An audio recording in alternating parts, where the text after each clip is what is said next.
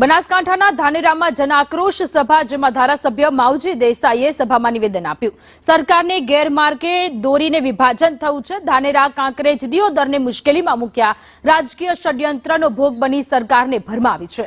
સરકાર આપણી બધી વાત જાણતી નથી હોતી, આ પ્રકારનું નિવેદન આપ્યું છે ધારાસભ્ય માવજીભાઈ દેસાઈએ. આપણો તાલુકો નવાબી કાલથી પાલનપુર સાથે જોડાયેલો છે અને તોડવાનું કામ જે કોઈ કરતું હોય તે હીન કામમાંથી બહાર લાવવા આપણે એકત્રિત હોવાની વાત પણ માવજીભાઈએ કરી. તેમણે આ સાથે ખાતરી આપી કે સરકારને ગેરમાર્ગે દોરી આજે વિભાજન થયું છે, ખૂબ જ ખોટું થયું છે. આપણને ઊંડી ખાણમાં ધકેલવાનું કામ કોઈએ કર્યું હોવાના આક્ષેપો પણ માવજીભાઈએ કર્યા છે. ધાનેરા કાંકરેજ અને દિયોદરને તકલીફમાં મૂક્યા છે. રાજકીય ષડયંત્રનો ભોગ બની સરકારને ભરમાવી હોવાના આક્ષેપો કર્યા છે.